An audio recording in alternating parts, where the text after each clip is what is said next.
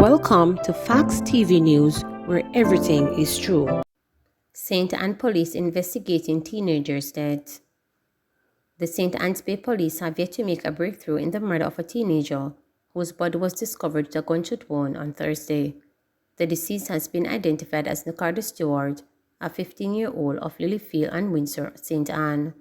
It's reported that the body of the teenager was found in bushes in the Laughlands community in the parish about 8:30 a.m. on Thursday. The police were called and the team which responded observed what appeared to be gunshot wounds to the head of the teenager's body. Police constable arrested following firearm ammunition seizure. A police constable has been arrested and charged with illegal possession of firearm and ammunition following the seizure of a Glock pistol and an assortment of ammunition on Friday, October 28.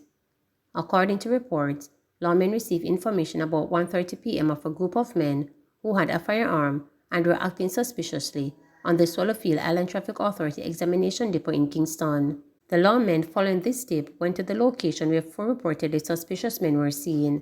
They were accosted by the police. The police said that while searching the men, 1 gold and black Glock pistol, fitted with a magazine, was removed from the front of one of the men's pants waist. The man then identified himself to be a police constable stationed at the Area 5 headquarters. The police constable was then escorted to the Jamaica Constabulary Force Operations Branch, where the firearm was reportedly examined and found to contain a magazine with 15 rounds of ammunition and 1 in the chamber. There was no serial number on the weapon, the police reported. The police said that a further search of the police constable resulted in the confiscation of 1 9mm round, which was found in his right front jeans pocket, and 1 black firearm holster, which has been taken from the front of his pants waist. Further investigation was carried out at the police constable's home, where he handed over a pair of brown Clark shoes with the right foot containing 1 M16 magazine with 30 rounds and the left foot containing 1 Browning paper bag with 14 live and 3 blanks 5.56 cartridges, a paper bag with 15 9mm cartridges, and a clear plastic bag with 2 12 gauge cartridges and 1 M16 blank and 1 22 cartridge were also seized. The police reported that a number of accoutrements, which involve a firearm holster, button, and carry-on, were also taken for safekeeping, pending outcome of investigation. Police Commissioner says while some Jamaicans say they do not trust the police, survey prove otherwise. Police Commissioner Major General Anthony Anderson says while some Jamaicans have expressed distrust with the officers assigned to their respective communities, surveys conducted by the JCF have proven otherwise.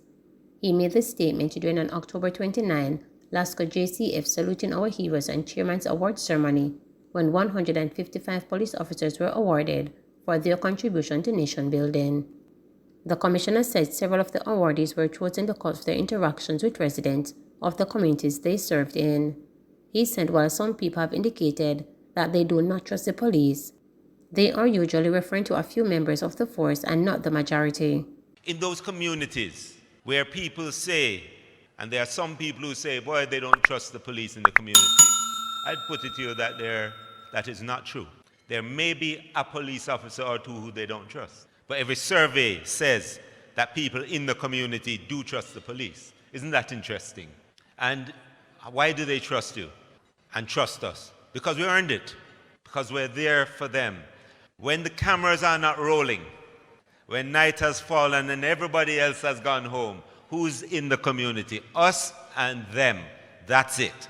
No one else. And so when there's no fanfare, and when there's no cause or reason for recognition, there are police officers out there creating the stories like the one the DPP spoke to, creating those stories by their actions every single day. Man shot dead, woman and 5-year-old wounded in Central Village, St. Catherine. A man was shot dead and a woman and child wounded on Lesser Little Lane in Central Village in St. Catherine on October 28. Dead is 32-year-old Dean Sharp of Seaview Gardens, Kingston. Reports are that about 6:30 p.m., Sharp was at a cook shop when he was pounced upon by a gunman who opened fire, hitting him. The woman and a 5-year-old child who were in the area were also wounded. All 3 wounded persons were taken to hospital, where Shaw was pronounced dead and the woman and child admitted. Police probing triple murder along Lincoln Crescent in Kingston. The Kingston Western Police are probing a shooting incident along Lincoln Crescent late evening October 28, which left 3 men dead and another wounded. Dead are 55-year-old Randolph McBean and 41-year-old Donville Charlton, both of Lincoln Crescent, and 38-year-old Barrington Phillips of Borough Road, Kingston 13. Reports are that about 7:21 p.m., the 4 men were at a cook shop when a motor car approached. Gunmen alighted from the vehicle and opened fire, hitting the 4. They were taken to hospital, where McBean, Charlton, and Phillips were pronounced dead and the other man admitted. Meantime, a man was shot dead on Nova Street in Wellington Town, Kingston 2, last night. He has not yet been identified. Reports are that about 10:26 p.m., residents heard explosions and alerted the police. Officers who responded that the man suffered gunshot wounds. He was taken to hospital where he was pronounced dead. Westmoreland taxi operators relieve over adjustments to public order reset. After mounting roadblocks and withdrawing their services on Monday in protest of the public order reset, the Westmoreland taxi operators are now crying a sigh of relief after they were granted permission to go on Great George Street starting Monday, October 31st. The Westmoreland Police and the Westmoreland Municipal Corporation since October 18 have rolled out a public order reset initiative seeking to restore law and order and to rid the town of Savannah Lamar of unruly motorists and illegal vending, but the operators were met with a pushback from the taxi operators. Commanding Officer for Westmoreland Senior Superintendent Wayne Joseph brought the news Saturday at a meeting with the taxi operators, Westmoreland Municipal Corporation, Transport Authority, and the police at the Godfrey Stewart High School. I do not want in any way to hinder anyone from making a livelihood. I have decided in conjunction to the Transport Authority that we will relax the prosecution for taxi operators who do not have Great George Street on their license to go downtown, SSP Joseph said. However, the senior superintendent said it will be a trial run as they will be examining and watching the operation to see how feasible it is. You're getting 1 month trial run, and we are going to see how the taxi operators operate, how you respond, and then we will have dialogue, discussions, recommendations as to whether or not we think it can work, SSP Joseph cautioned. He added that the issue of designated stops will also be addressed. Ryan Grant, a taxi operator who plans the Savannah Lamar to White House route, told reporters that he is happy with the move.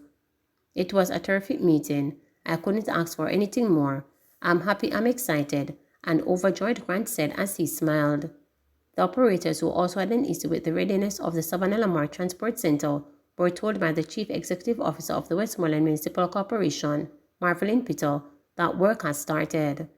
Meanwhile, one taxi operator raised the concern of the high cost to use the restroom at the transport center, which stands at $100 per use. His concern was greeted with other good news from the municipal corporation. Mayor Bertel Moore and Peter raised a motion that the operators only pay $100 per day for using the facility. The announcement was met with applause and smiles from the taxi operators, who said they were very pleased. Chairman of the National Council of Taxi Operators Business Committee, Patrick Forrester, told reporters that he too is pleased with the outcome of the meeting. Forrester has pleaded with the authorities at the start of the meeting to go on Great George Street. Words can't express how I'm feeling about the outcome. It has been very fruitful, the discussion we had, and I must say, commendations to the police especially, and the Transport Authority and the Municipal Corporation, because they have really looked into the issues and came up with amicable solution, a grateful Forrester reported. Please remember to subscribe, like, share,